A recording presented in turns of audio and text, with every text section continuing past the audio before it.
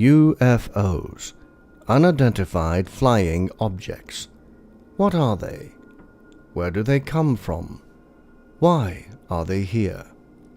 Since the written word first appeared about 3000 BC, reports of spectacular and terrifying objects in the sky have been recorded by many civilizations throughout the ages. Before the flood in 4000 BC, Sumeria was known as the land of the civilized kings and flourished in Mesopotamia, in what is now modern-day Iraq. This advanced civilization had its own system of elaborate language and writing, architecture and arts, astronomy and mathematics. Their religious system was a complex one, comprised of hundreds of gods, rituals, and cosmology. According to the ancient texts, each Sumerian city was guarded by its own god, and while humans and gods used to live together, the humans were servants to the gods. Notice how the statues and depictions of these gods possess reptilian heads and other animal-like features. According to some UFO researchers, these alleged gods also interbred with humans and took the early Sumerian kings to the stars.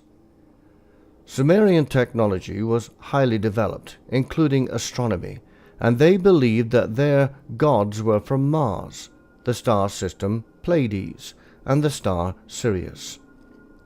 But what were these strange beings? This is a question we will return to later in this documentary. After the flood of Noah in 2348 BC, the descendants of his three sons, Ham, Shem, and Japheth, began to repopulate the world. The descendants of Japheth, a philosopher who possessed a vast intellect, spread out across East Asia and became the Asian races of China, Japan, Korea, Mongolia, and the Philippines. The most industrious of these, the Chinese, began to quickly drain the land of the remaining flood waters, plant rice fields, build walled cities, develop an intricate written language, and became inventors, philosophers, naval explorers, and global traders. The Chinese were among the first people to record what we would call UFOs today. In the book Memories of the Sovereigns and the Kings, published in the 3rd millennium BC, suns from the sky would descend to Earth on a star which was the shape of a saucer. The ancient Egyptians were also witness to strange flying objects. In the collections of the Vatican Egyptian Museum in Rome is an ancient papyrus written around 1500 BC. The pharaoh of that period, Thutmose III, who many believe to have been the pharaoh of the Exodus, witnessed several flying discs that terrified him and all who saw them, including most of his army. Pharaoh later instructed his scribes to record the strange events. The Thule Papyrus narrated a series of sightings of mysterious objects in the sky as seen by Pharaoh Thutmose III and many of his subjects. The papyrus contained many deletions, as did the original document, and in crucial parts of the text. These deletions seemed deliberate, almost as an attempt to make the incident incomprehensible. In 329 BC, before the rise of imperial Rome, Alexander the Great recorded 2 giant silver shields that dived repeatedly at his army as they attempted a river crossing in Central Asia. The action so panicked his elephants, horses, and men, they had to abandon the river crossing until the following day. Later in history, the Romans also observed strange aerial objects, as reported by Titus Livius, otherwise known as Livy, including a spectacle of ships was observed gleaming in the sky in the winter of 218 BC. There were many witnesses. Livy noted that many marvels were observed in several places in Italy. The following year, many Romans observed what looked like a group of shiny round shields in the sky. The objects appeared to be made from polished bronze. Even the Aboriginal people of Australia recorded sky gods in their mythology. The Wandjina were cloud and rain spirits who, during the dream time, created or influenced the landscape and its inhabitants. These images from Kimberley, Australia, are thousands of years old and represent beings that apparently visited the Aboriginals from another world. Notice the odd shape of some of the heads, which can be compared to the more familiar alien greys of today. As we journey through time to early Europe, strange flying objects were also observed, including a report concerning several wonderfully constructed aerial ships that appeared over Lyons, France, between 830 and 833 AD. These ships were witnessed by hundreds of people, a few of which were taken aboard the craft, and were told by the crew that they were from a land in the sky called Magonia. Archbishop Agobard rescued and later interviewed a small group of abductees who were attacked by a frightened mob upon their return. In an ancient and obscure Irish manuscript titled Speculum Regale is an account of an encounter between some church attendees and a strange flying ship which occurred in 986 AD. The account recorded it thus. There happened in the borough of Cloria one Sunday, while the people were at Mass, a marvel. In this town is a church dedicated to Saint Canaris. It befell that an anchor was dropped from the sky, with a rope attached to it, and one of the flukes caught in the arch above the church door. The people rushed out of the church and saw in the sky a ship with men on board, floating before the anchor cable, and they saw a man leap overboard and jump down to the anchor as if to release it. He looked as if he was swimming in water. The folk rushed up and tried to seize him, but the bishop forbade the people to hold the man, for it might kill him. The man was freed and hurried up to the ship, where the crew cut the rope and the ship sailed out of sight. But the anchor is in the church, and has been there ever since as a testimony. On April 4th, 1561, the residents of Nuremberg, Germany, witnessed spectacular displays of spheres, discs, and tubes zooming around the sky and engaging in an aerial ballet for over an hour. Some of the objects even crashed. Artist Hans Glaser produced this woodcut of the event. As a result of religious interpretation, fuselages and wings were depicted as crosses, and rockets became tubes full of balls. Two immense black cylinders launching many blue and black spheres, blood-red crosses, and flying discs.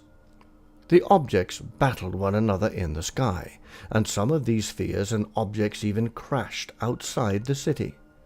One spectacular and terrifying sight continued to be observed.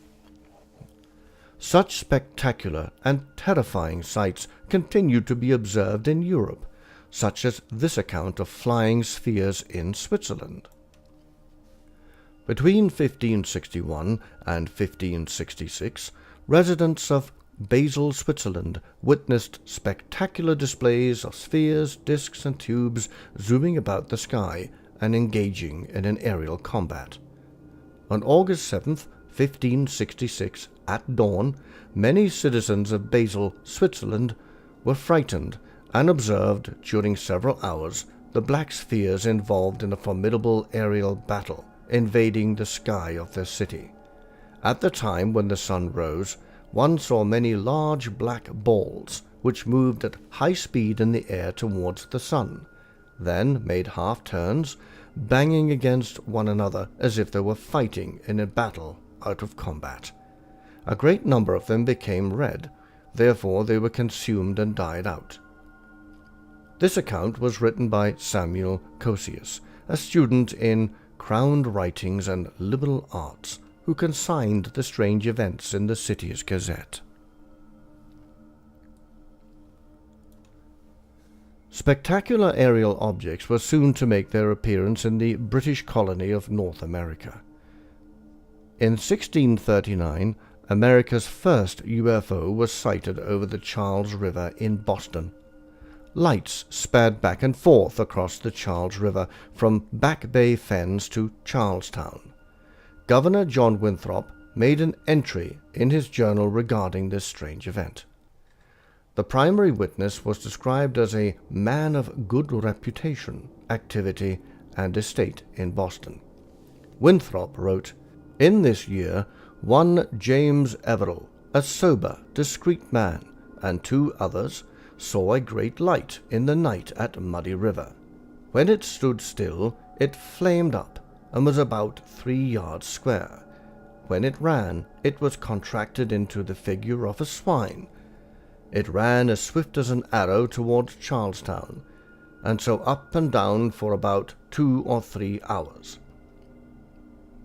The men were come down in their lighter about a mile, and when it was over, they found themselves carried quite back against the tide to the place they came from. Divers other credible persons saw the same light, after and about the same place." Little else was heard of strange flying objects until the late 19th century. The year of 1896 was marked by strange occurrences. People by the thousands living across North America, from San Francisco to Chicago, even to Winnipeg in Canada, observed strange lights in the sky. While the country watched, the lights, reportedly an airship, crossed the continent from west to east at remarkable speed. The excitement started on November 17, 1896, in Sacramento, California. It was a rainy, dismal night.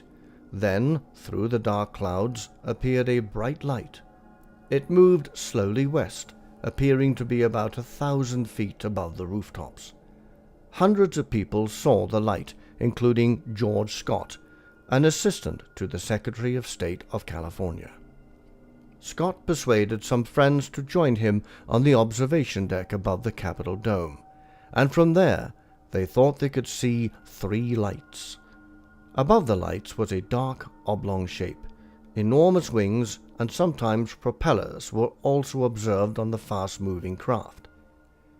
A few astonished witnesses even reported encounters with the crew members and pilots of the mystery airships when the vessels were on the ground.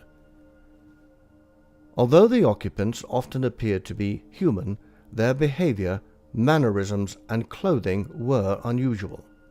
On one occasion, the pilots claimed to be from the planet Mars, while 1 or 2 others claimed to be from another continent. The last of these sensational flying craft was observed in Aurora, Texas, in April 1897, before disappearing completely, much to the dismay of newspaper editors across the country, who no doubt rejoiced in the record sales of their tabloids. The first person to make an engine-powered flight was Frenchman Henri Giffard in 1852. Giffard flew 17 miles from Paris to Trappes in a steam-powered airship of his own design. However, his efforts could not match the speed and maneuverability of the Phantom airships that appeared across the United States and on at least one occasion in Canada.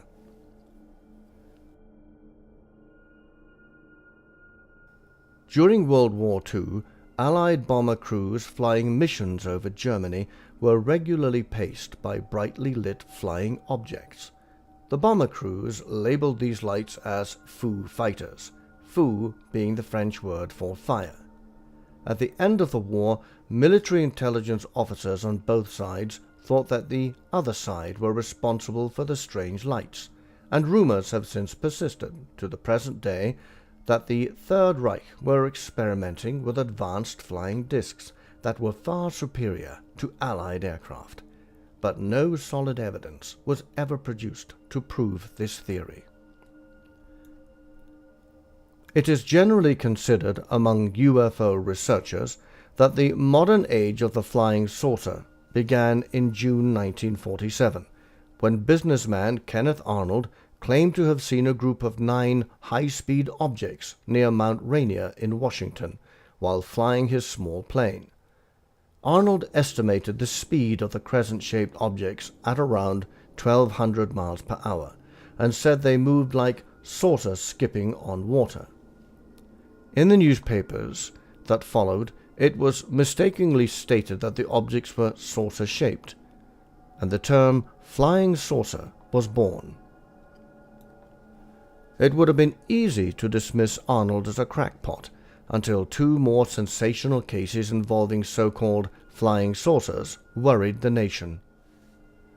On the 7th of January 1948, Godman Airfield at Fort Knox, Kentucky, received a report from the Kentucky Highway Patrol that a large circular object, at least 250 feet in diameter, was slowly moving west. At about 1:45 p.m., Sergeant Quinton Blackwell saw an odd aerial object from the control tower at Fort Knox, and the base commander, Colonel Guy Hicks, reported an object through his binoculars as being a very white object, about 1/4 the size of the full moon, and appeared to have had a red border at the bottom.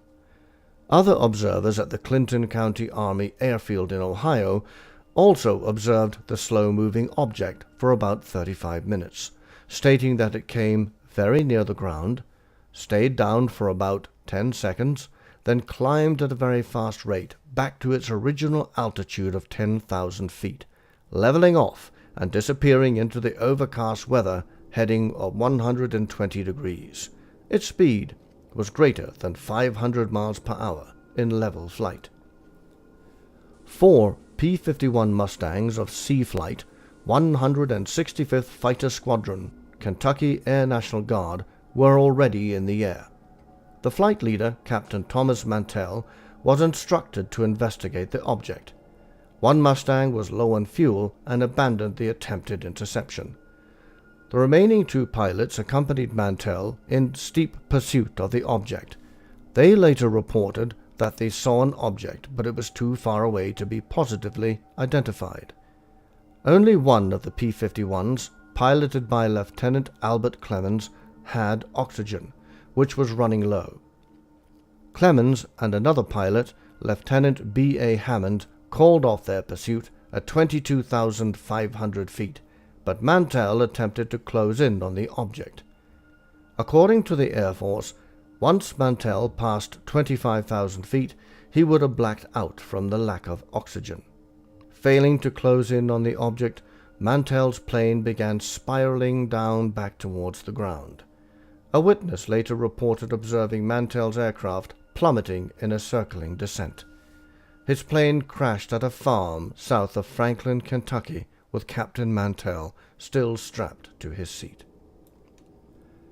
The UFO was no longer visible to observers at Godman Airfield.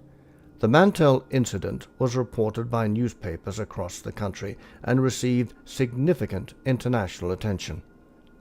A number of sensational rumors claimed that Mantell's fighter had been shot down by the UFO that he was chasing, and that the Air Force covered up the evidence proving this. Another rumor stated that Mantell's body was riddled with strange holes.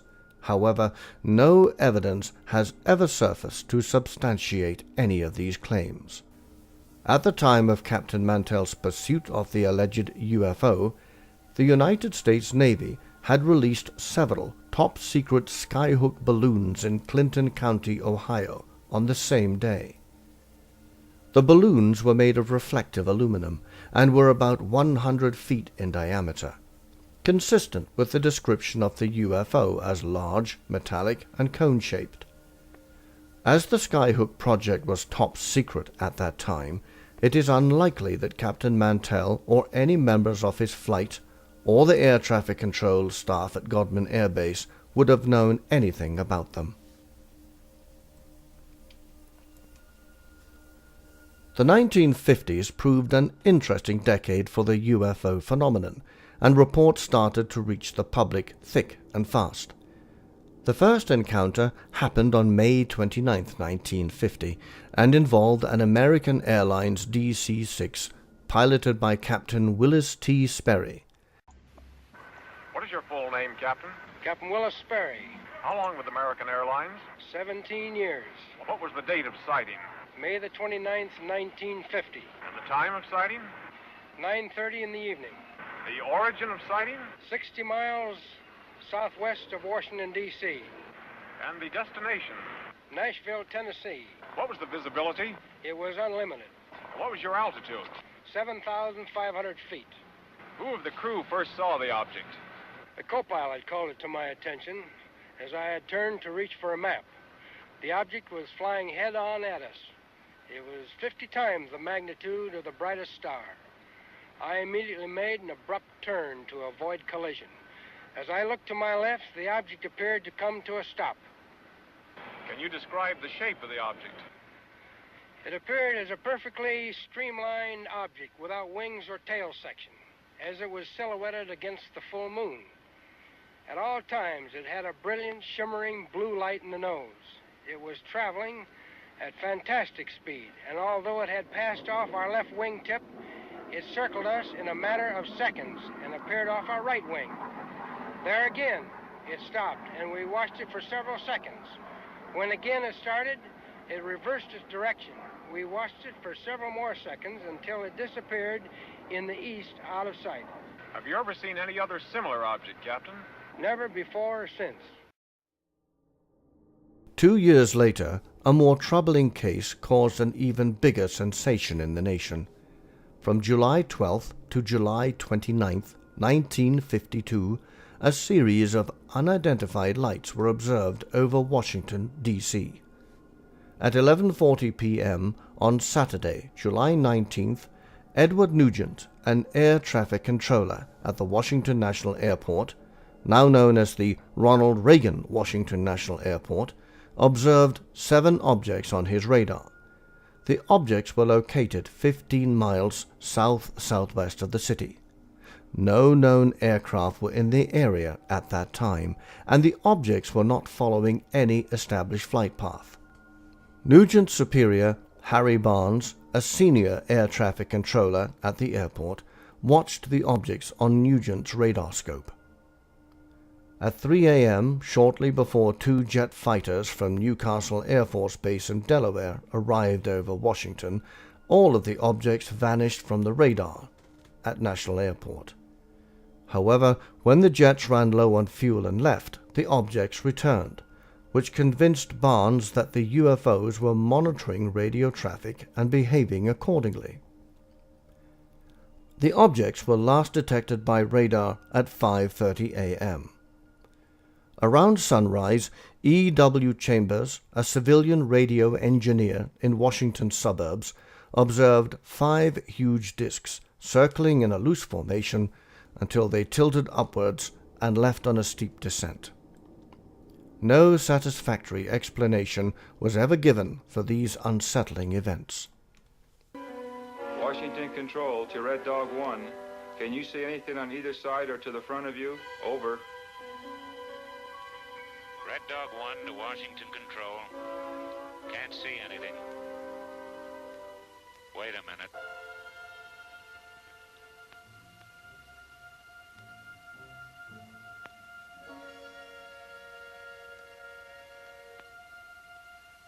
I see him.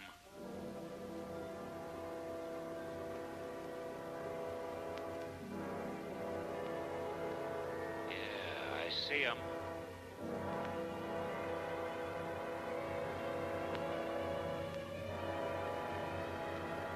They're all around me.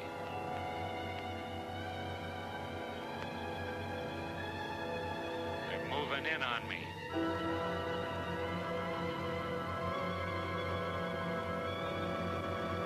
They're coming closer.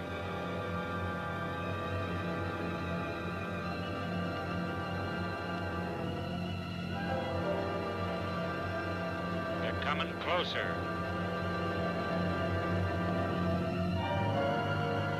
right at me.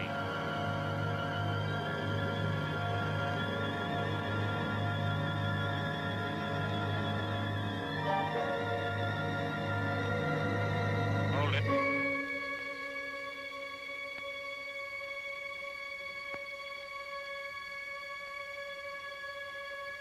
They're moving off. I'm at maximum speed.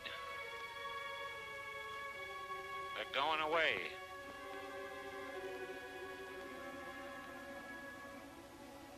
They're gone. I can't see them.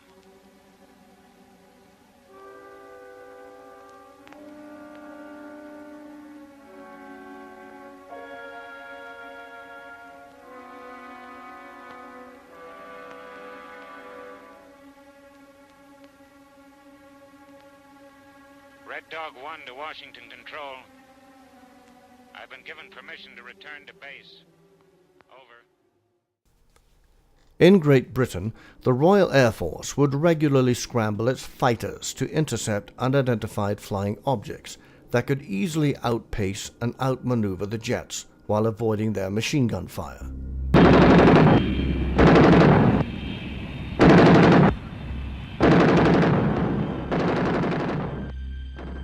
Yet most Western governments denied the existence of any potential aerial threat from another world, even though a few of them were secretly studying the phenomenon.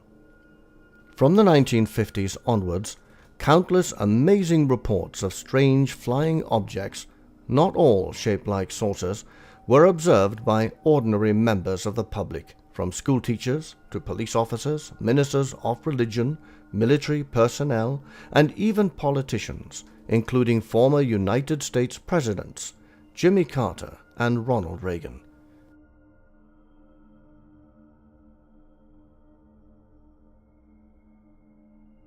From 1952 to 1970, the United States Air Force established Project Blue Book, which was one of a series of systematic studies of UFOs.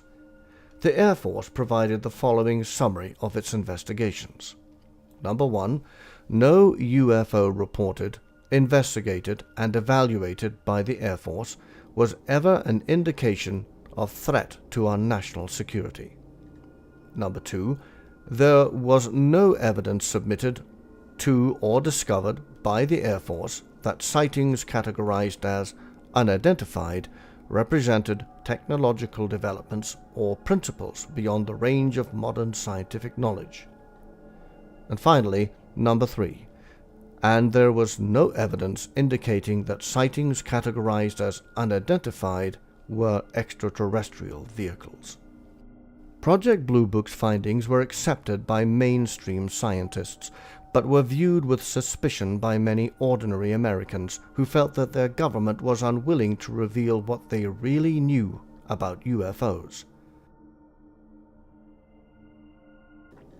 Over 95% of all UFO sightings, according to Project Blue Book, were misidentifications of known phenomena like planets such as Venus, misidentified aircraft, odd cloud formations, flocks of birds, and so on.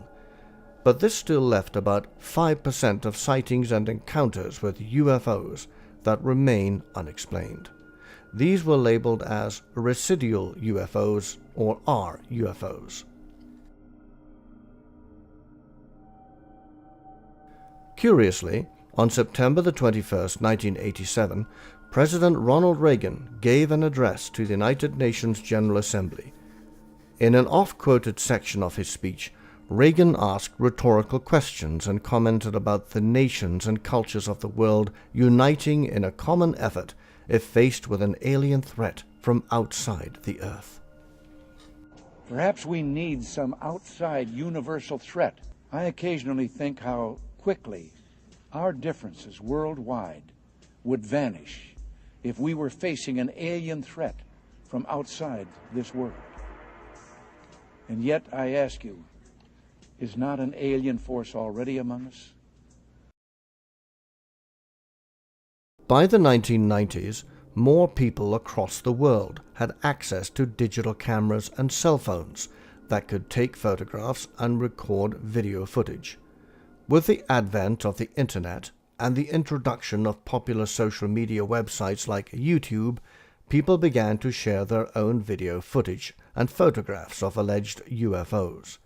Some were clever fakes, while others appeared to be genuine. The following reports, collected from various news agencies and ordinary citizens around the world, reveal that something very strange indeed is going on in our skies. Residents are on edge this morning after another apparent UFO sighting. It's the second one in 2 weeks. The first sighting was on July 7th, and an airport had to be shut down. All right, that's a UFO if I've ever seen one. Yeah, can you identify it? That's undeniable. The airport had to be shut down after people apparently saw twinkling lights above the airport terminal. 17 flights had to be diverted. The latest sighting happened just 2 days ago, and people say they saw 4 lantern-like objects forming a diamond shape in the air, hovering in the sky for over an hour. And aviation experts say they don't know what it was. It wasn't a plane.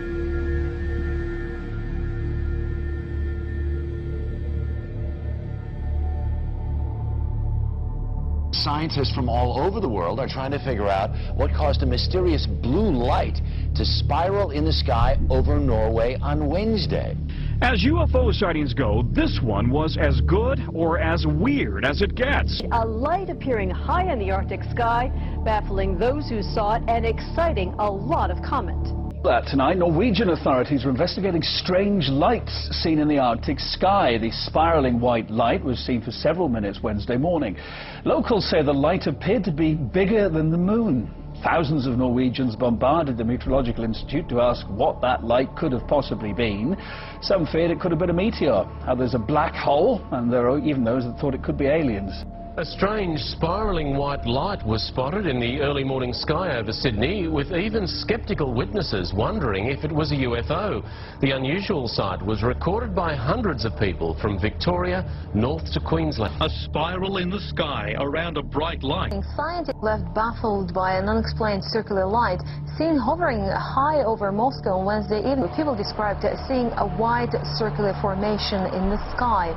Footage capturing the spectacle will help whether scientists and specialists find an explanation for the event. There's a new video this morning that some say may be proof we're not alone in the universe. A UFO in the form of a bright light is seen descending over the Dome of the Rock in Jerusalem.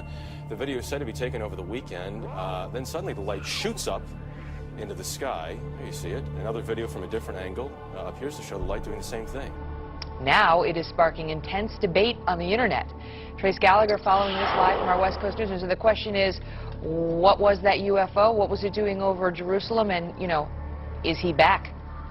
Yeah, and that is the question, by the way, Megan, because, you know, critics, it's difficult for them to dismiss this because there are so many different angles. We've got 4 different videos, all from various perspectives, but they do not know of anything like this in the Israeli army. All right, because listen, I don't like to be scared. I just can't take it. It's, you know, I don't know what it is. Well, I wish I could give you an answer to this bizarre sighting. I really can't, but I can tell you that earlier today, there were dozens and dozens of people right here on 23rd and 8th.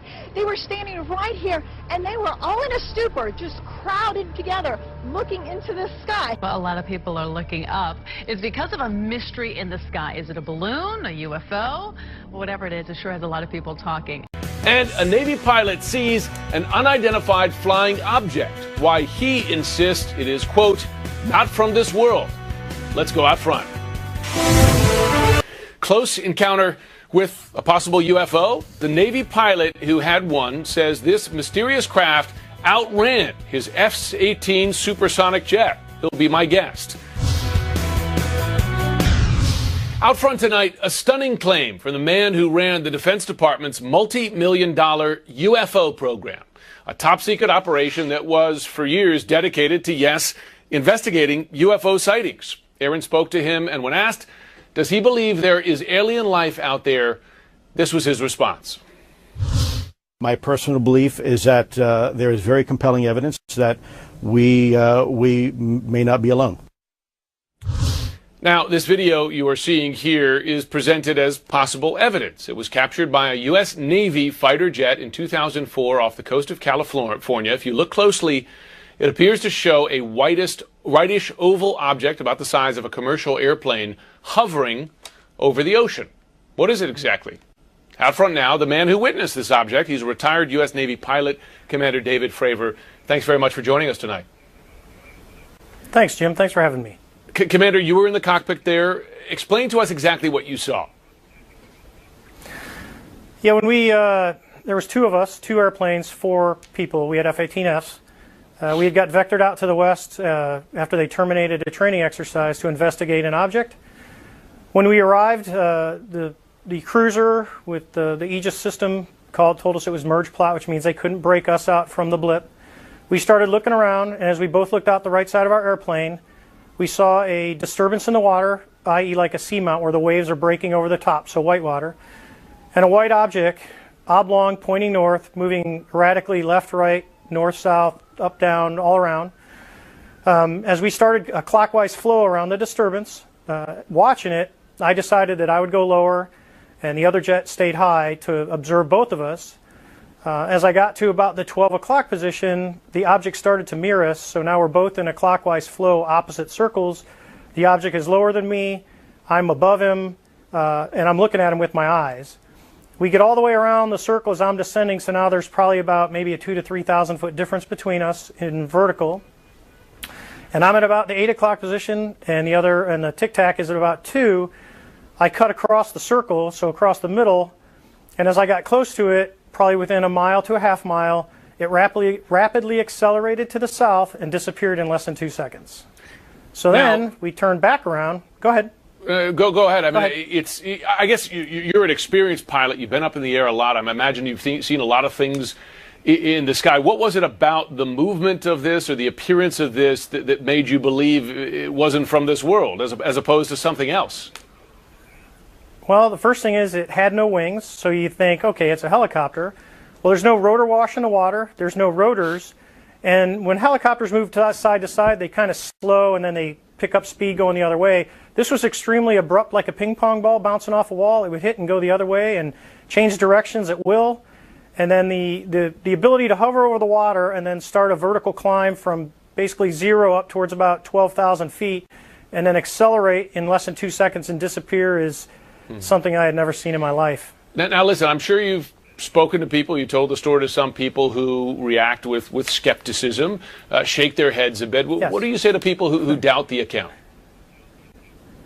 Well, I think it's easy to doubt what we can't explain, but when you actually see things, and this is not the first account of someone seeing a UFO, but in this situation, you're talking about 4 people, all eyeballs on, ranging in experience from relatively new in a fleet squadron, which is VFA 41, to myself, who had over 16 years of flying and well over 3,500 hours nonstop. So I would argue that it wasn't a weather balloon, it wasn't a flare, it was an actual object that we looked at for somewhere around 5 minutes before it rapidly accelerated.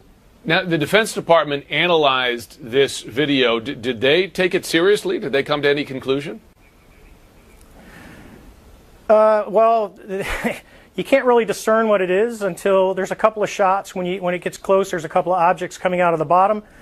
But you can estimate on how fast it leaves the side of that screen and the width, and you know, you'd have to ask exactly based on the field of view what they would estimate that is. But when it leaves the screen on the video, it's moving pretty fast. Commander Fravor, and that's from a standstill. A remarkable account. Thanks very much for joining us tonight. Well, you're quite welcome. Thank you. Police officers are not exempt from observing UFOs. In one incident, which occurred in June 2008, a police helicopter patrolling the skies above the coastal city of Brighton, England, observed an odd, tube-like flying object which was invisible to their radar, but visible to the pilot and his colleague. Here we let Sergeant John Tickner take up the story.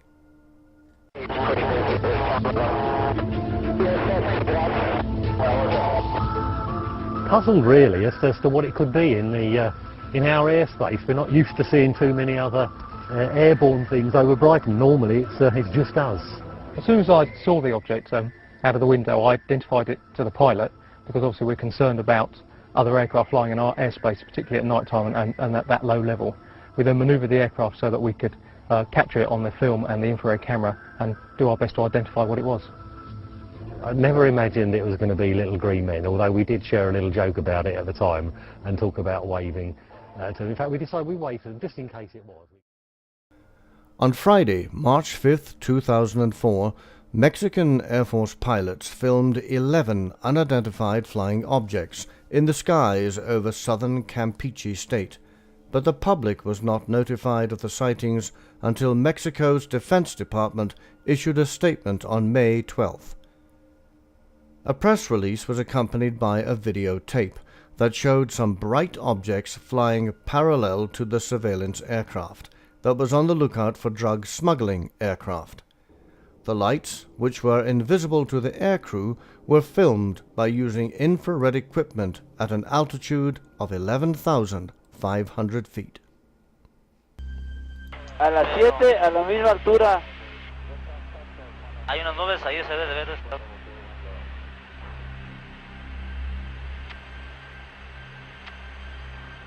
Pero, a ver, busquen eso que viene atrás de nosotros. Ve cómo se ve como en dos fotos. Viene como a las 7, 8 de la posición. Lo raro es que trae una punta adelante. Un puntito adelante. A ver, radar, ¿qué tenemos? Nada, señor. A ver, permítame, déjale busco. ¿Y nosotros? Comandante, ¿qué es eso? ¿Qué distancia más o menos lo tenías, Telles? Oye, a ver, abusados, es como... Ahí van más. Van más, siguen más atrás. Son 10, 11 objetos. Son muchos objetos. Afirmativo. Ahí van. Va, uno. Y ahí van los atrás. Siguientes. ¿Qué es eso, Dios mío? ¿Se anda correteando? ¿Qué es eso? A ver, trata de enfocar. Máximo. Ok, no dejes que los dejes atrás. Ok. Van. Sigue ese, no lo dejes, no, van todos, van aproximadamente como 10, como ¿ya 4. Lo dio? ¿Ya lo dio? ¿Qué van pasando? Tú van ese, no lo cierres. Sí. Ahí van. 3, 4, 5, 6. Son 6. ¿Abajo o arriba o arriba? En medio, ahí van a ir 1, 2, 3, 4, 5. Qué barbaridad, Ahí se van a ver bien. Y van a una velocidad, pero... 1, 2, 3, 4, 5, 6, 7, 8 en la pantalla. Síguelo, no lo cierras. ¿Están a la misma altura, Telles? Afirmativo. Poquito, arriba. 8, 9, 10, 11 contando toda la cola. 2, 4, 6, 8, 10, 11. Ok, no sabemos qué estamos viendo, son unos objetos nada más luminosos que vienen a la misma altura que nosotros, pero no podemos saber qué distancia. ¿Por qué nos vienen siguiendo? In June 2010, this civilian air traffic control radar in Yakutsk, Russia, was filmed when tracking a UFO. The radar system gives its speed at over 6,000 miles per hour, at an altitude of over 12 miles. The object is also changing direction instantly, which is almost impossible for any modern aircraft. Note how fast the UFO is traveling compared to other aircraft on the screen. The object has not sent any identification signal to the Secondary Surveillance Radar, or SSR, and the system has tagged the UFO with the default number of 5 zeros.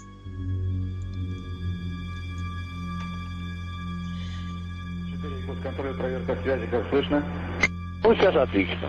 Отлично. А то там просто бурчание и накладывается какая-то другая связь.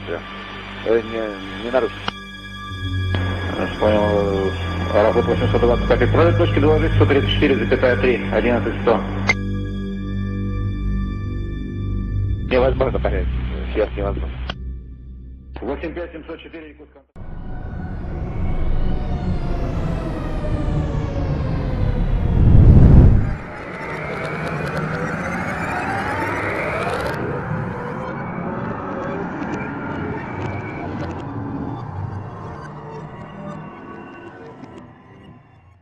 60 years before the first widely reported alien abduction, Colonel H.G. Shaw claimed that he and a friend, Camilla Spooner, were confronted by 3 tall, slender humanoids whose bodies were covered with a fine, downy hair. The beings tried to abduct Shaw and his friend, who were able to fight them off. The beings then floated upward towards a large, oblong or cigar-shaped object, which then moved silently away.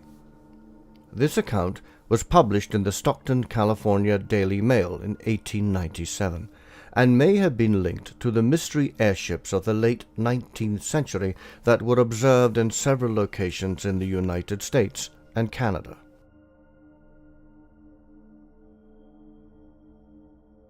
Since the 1950s, more than 4 million Americans claim to have been abducted by aliens, and many more people around the world have made identical claims.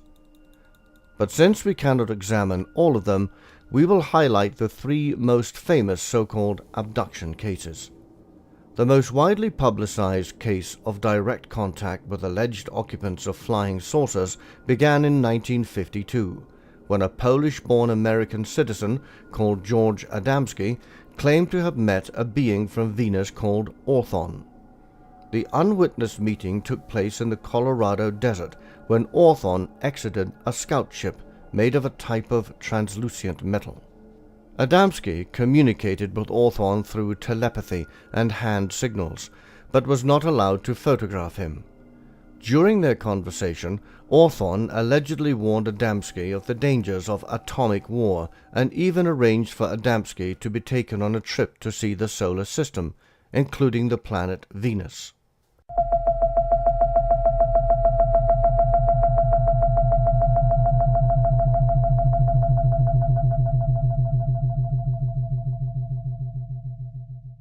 Adamski claimed several meetings with slender, attractive blonde aliens that modern-day ufologists called Nordics. In addition to his trips around the solar system, which occurred from 1962 to 1965, Adamski allegedly visited Venus and Saturn. Adamski's book, Flying Saucers Have Landed, published in 1953, became a worldwide sensation. He traveled all over the world, delivering lectures and giving interviews to the media. I was picked up on a desert, in California desert, and I was taken to the mothership and they were flown around, not too close to the moon, but with instruments, similar, you might say, except it wasn't a camera, it was regularly sort of a telescopic instruments that we were able to see what was on the moon. In 1959, he had a personal audience with Queen Juliana of the Netherlands. And in 1963, he delivered a secret message from the Venusians to Pope John Paul XIII at Vatican City. Adamski later produced a solid gold medal, which he claimed was presented to him by the Pope in exchange for his service in delivering this secret message. George Adamski died in 1965 at the age of 74 from a heart attack. Whether his experiences were genuine or not, Adamski painted a soothing picture of gentle, physically attractive, and highly intelligent space beings who were deeply concerned about man's experiments in producing weapons of mass destruction. However, since Adamski's passing, millions of people worldwide have claimed to have had far more sinister and terrifying encounters with UFOs and their occupants. On September 19, 1961, at around 10:30 p.m., Betty and Barney Hill, a mixed-race couple from Portsmouth, New Hampshire, claimed to have been abducted by aliens who communicated with the couple before subjecting them to terrifying medical examinations. So what really happened to the Hills? As they were driving home from a vacation in Canada, Betty noticed a bright light in the sky as they drove along New Hampshire's seacoast, just south of Lancaster. Betty watched the light, thinking at first it was a falling star, except it moved upward like an aircraft. As the light grew larger and brighter, Betty urged Barney to stop the car for a closer look, as well as to walk their dog, Delcy. After the Hills pulled to the side of the road, Barney took a closer look at the object through his binoculars. To his astonishment, Hill saw multicolored lights and rows of windows on a flat-shaped object, which now seemed to be moving towards him. As the object moved to within 100 feet of him, he could see human-like figures inside. Frightened, he ran back to his car, where Betty waited. They climbed inside and sped away. As the Hills drove along the isolated road, the object came even closer. The silent, illuminated craft moved erratically and bounced back and forth in the night sky, as though it was playing a game of cat and mouse with the couple. As they drove on, they began to hear a beeping sound, but saw nothing. Although they'd been driving only a couple of minutes, they suddenly found themselves 35 miles further along the road. Eventually, Betty and Barney finally arrived home safely and retired for the night. When Betty awoke the next day, she telephoned his sister Janet, who had seen a UFO some years before, and told her about the strange object they had seen. Janet urged Betty to call Pease Air Force Base and tell them what she and Barney had seen. After hearing Betty's report, Major Paul W. Henderson told her candidly, "The UFO was confirmed by our radar." When the Hills started suffering from bad nightmares, they sought help from a psychiatrist, Dr. Benjamin Simon, who hypnotized them in order to find out the root cause of the nightmares. Under hypnosis, they both separately described how they were abducted by aliens and shown around a spacecraft before undergoing medical examinations. Betty also spoke of the origin of the aliens, who claimed to be from the Zeta Reticuli system, which was unknown to astronomers until its discovery in 1969. Although the Hills, a quiet and unassuming couple, did not seek any publicity concerning their encounter, they became media celebrities, and their story was adapted into the best-selling 1966 book, The Interrupted Journey, and in 1975, a television movie titled The UFO Incident, starring James Earl Jones as Barney and Estelle Parsons as Betty, was made. The following are short clips of the Hills recalling their experience while under hypnosis. Some viewers may find the following audio recordings disturbing.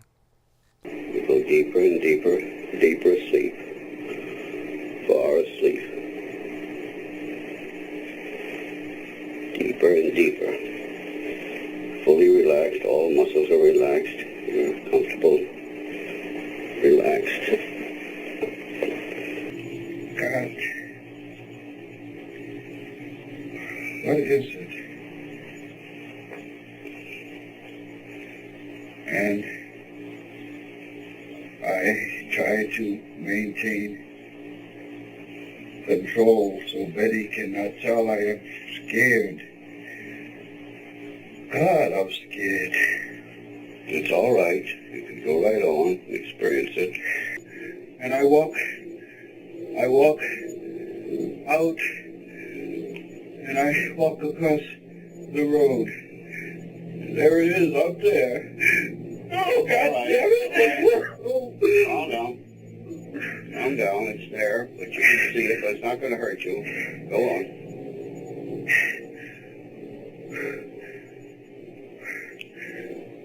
Why doesn't it go away? Look at it. It doesn't matter. Calm. Not going to hurt you. Go on. He's telling you. And he's looking at me. What did he tell you?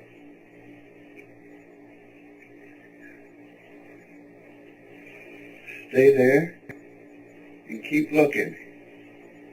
Just keep looking and stay there. And just keep looking.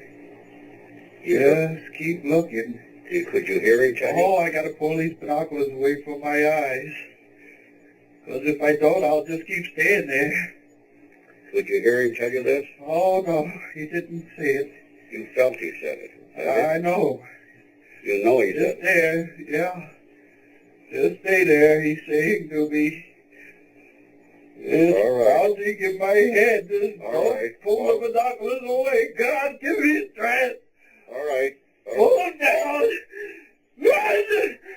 Pull the binoculars down and run. God! It says for God, give me strength. I gotta get away. Oh! Buddy! All right. We gotta get away, buddy. All right. Calm down. Calm down. I'm driving. I gotta get away. How could you be sure he was telling you this? Calm down. You're still asleep.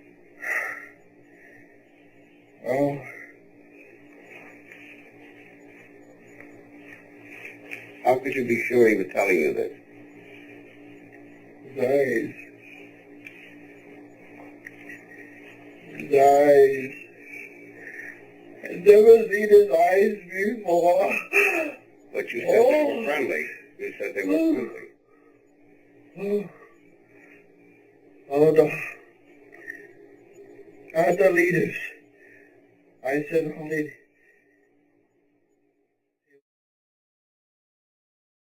The horror of Betty and Barney's experience effectively dispelled any notion of friendly, gentle space beings for them.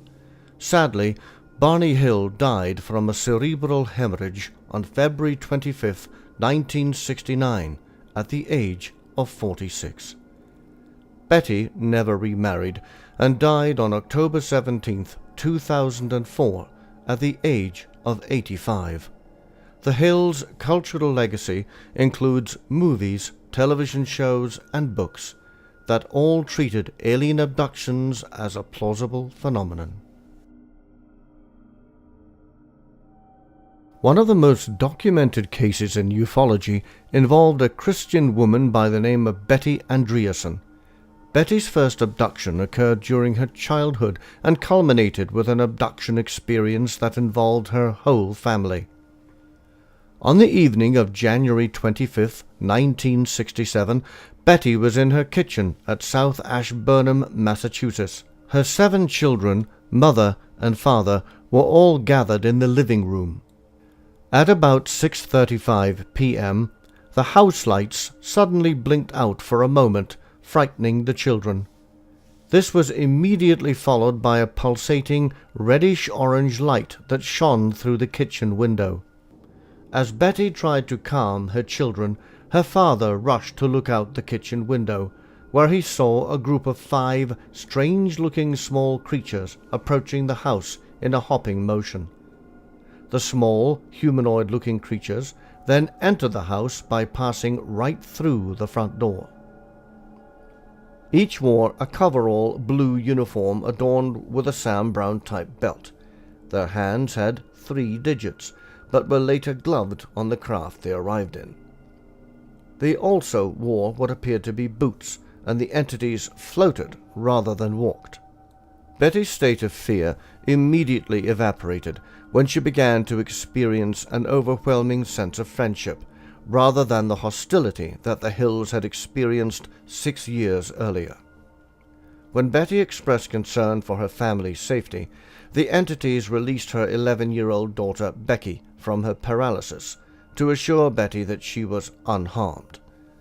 Betty was then taken outside and brought on board a small UFO resting on the side of a hill that sloped down into the backyard.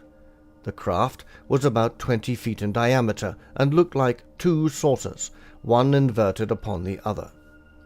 The craft accelerated and apparently merged with a larger mother craft, in which Betty was subjected to a physical examination by strange equipment. She was given one test which caused her pain, but resulted in what she later described as a religious awakening. Returning home, Betty found that her family was still in a state of suspended animation, with one of the diminutive beings remaining with them. When the family were released from their trance, the aliens left. Betty had been hypnotized and told not to reveal any details of her experience. Though some of the details of her abduction were temporarily lost to her, some things she was able to recall. During her abduction, Betty became fearful and prayed for Jesus to help her. The leader of the aliens became surprised, even startled, and literally begged Betty to follow him as her interaction with them continued. Betty noticed that the aliens began to move more slowly, and the leader kept checking behind him to ensure that Betty was still following him. He later told Betty that they worshipped Jesus Christ. They claimed that the second coming would happen soon, and then they took Betty to a room where she talked to a tall being of brilliant light she would later call the One. This description of this particular being is remarkably similar to descriptions of the so-called being of light encountered by many in near-death experiences. Other abductees have told UFO investigators that their abductors emphasize that Jesus is merely an ascended master, while others claim to have actually met him, along with Buddha and other spiritual teachers of the past. In 1977, Dr. J. Allen Hynek, founder of the Center for UFO Studies, and a hypnotist, Raymond E. Fowler, conducted a series of tests and more than a dozen sessions with Betty Andreasson and her daughter Becky. They were both able to unravel what happened to their family that night in 1967. Betty also recovered memories about some incidents in 1944, 1949, and 1950. Eventually, the full investigation team into the Andreasson case included a solar physicist, an electronics engineer, an aerospace engineer, a telecommunications specialist, and a UFO investigator.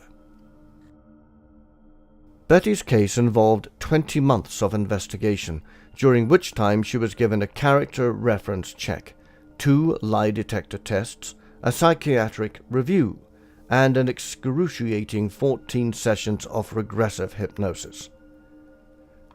The results of this inquiry were startling.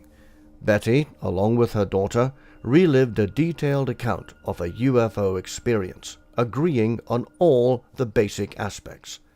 The results were published in a 528-page account, which stated that Betty and her daughter were sane individuals who sincerely believed all the details given to their statements. The Betty Andreasson abduction case is still being investigated and studied today.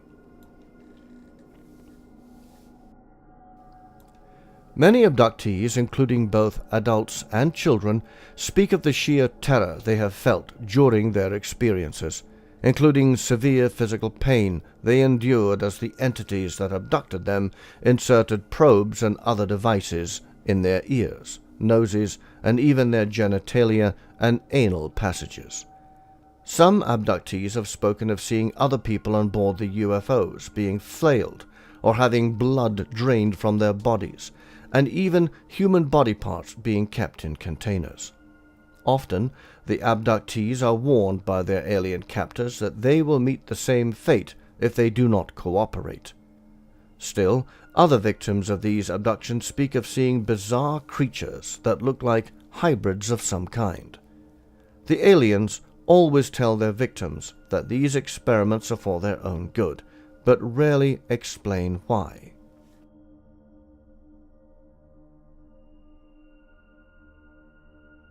According to the FBI's National Crime Investigation Center Missing Persons File, there are 88,040 active missing person records, of which juveniles under the age of 18 account for well over 33,700 of the records.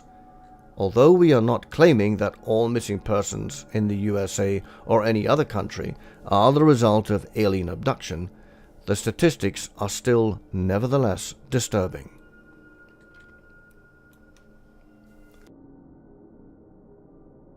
Another phenomenon that is entrenched firmly in the world of UFOs is the enduring mystery of the so-called Men in Black. A 1997 movie of the same name, starring Tommy Lee Jones and Will Smith, was such a resounding success that 2 sequels followed in 2002 and 2012.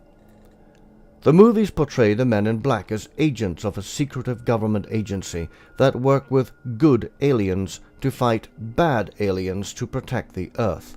The characters also visit various people who have witnessed spectacular UFO activity, and erase their memories with a small handheld electronic device.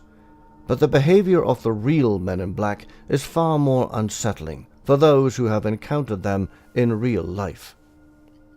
Many witnesses who have seen UFOs, even those who have never spoken about their observations to anyone, have been quickly visited by these strange individuals.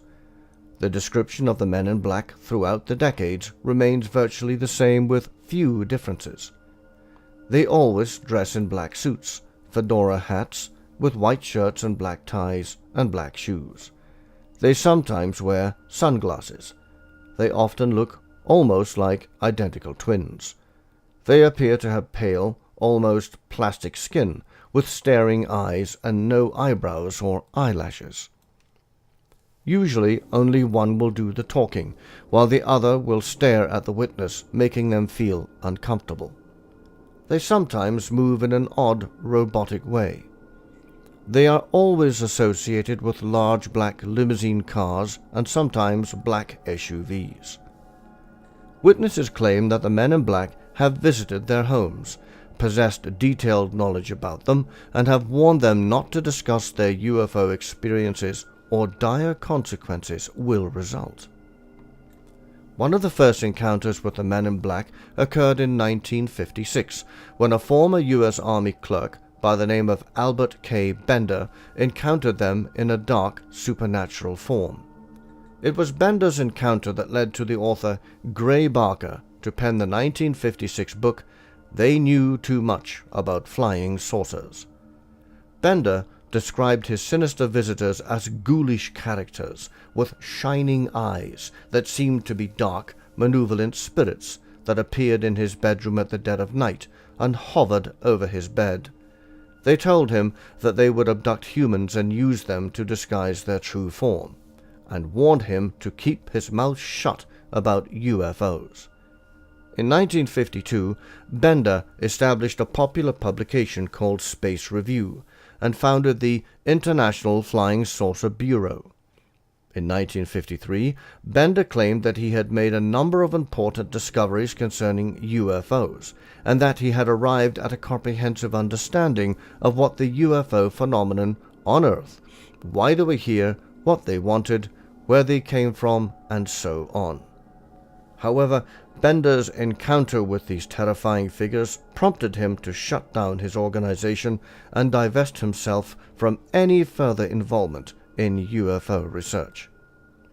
6 years later, Bender came briefly out of UFO retirement to publish his own book on the disturbing affair entitled Flying Saucers and the Three Men. After the book was published, Bender left UFO research for good. He later claimed in the book that his three visitors were not only dressed identically in black suits, ties, gloves, shoes, and white shirts, but their eyes glowed, and they were surrounded by a blue glow that smelled strongly of sulfur. Perhaps most telling was Albert Bender's fascination with the occult. He had transformed his attic into a so-called chamber of horrors that was filled with paintings of demons, black cats, skeletons, vampires, and bats. He even had an altar of sorts, which he claimed to have summoned spirits from time to time. Indeed, Bender had a deep interest in the world of the paranormal, UFOs, and the occult in both fact and fiction. The link between UFO witnesses, abductees, and the occult is a recurring theme that we shall examine later. One of the most recent and compelling accounts concerning the Men in Black occurred in the spring of 2009 at the Sheraton Hotel on the banks of Niagara Falls, New York. On October 14, 2008, the general manager, along with the hotel security guard, had witnessed a triangle-shaped UFO flying slowly and silently over the hotel. The craft emitted a beam of bright white light directed downward towards the water. As they observed the craft, the light beam shifted direction and aimed directly at the two witnesses, which frightened them.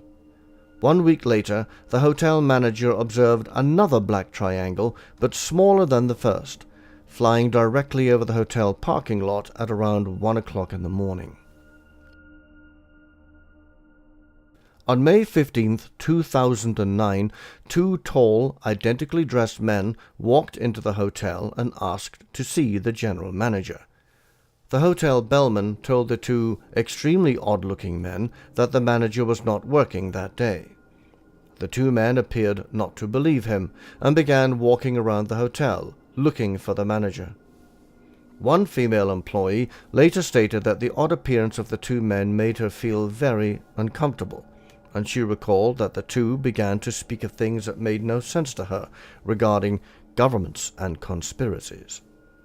She became very frightened and noticed that the visitors had no facial hair, no eyebrows, and possessed large blue, hypnotic-looking eyes that did not blink. They also appeared to be wearing wigs that were attached to their hats. She even felt that they could read her mind. This sensation was so strong she tried not to think about the manager when in the presence of the two men. In fact, the hotel's CCTV security cameras actually caught the two men entering and leaving the building, as we can see here.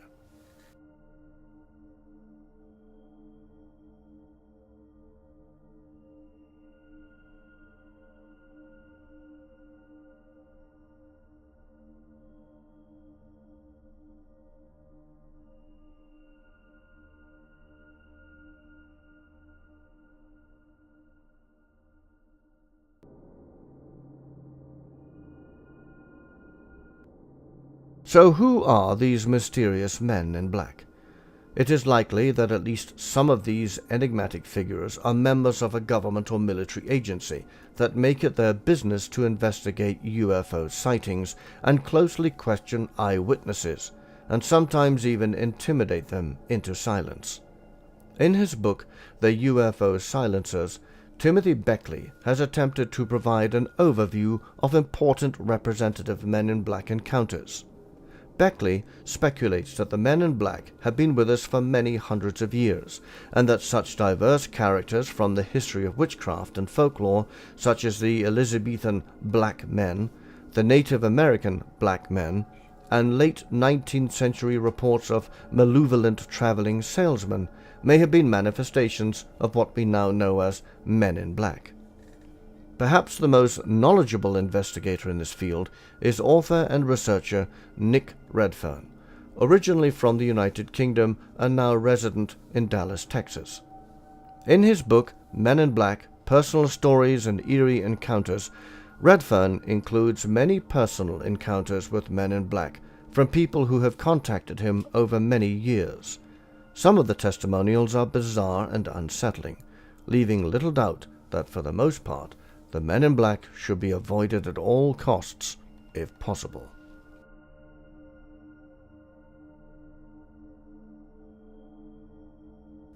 Throughout UFO history, human contactees have been told different things by the aliens concerning their origins. In medieval times, the crew of the ships observed sailing through the clouds stated that they were from a land in the sky called Magonia, while the crew members of the mystery airships that appeared in the late 19th century told their human observers that they were from another continent. In the 1950s, the so-called Nordics told George Adamski and others that they were from Venus or Mars. But we now know that these claims are false. However, Betty Hill was told by her captors that they came from the Zeta Reticuli star system, which is simply too far away for our scientists to confirm. In every case, the aliens, or whatever they are, appear to be deliberately deceptive concerning their origins and purpose. In his groundbreaking book, Passport to Magonia, published in 1969, French computer scientist and UFO expert Jacques Vallée speculated that the beings that masquerade as aliens may in fact be interdimensional rather than extraterrestrial, and that their appearance throughout history has been deliberately planned to fit with the cultural and religious perceptions of the different time periods in our history.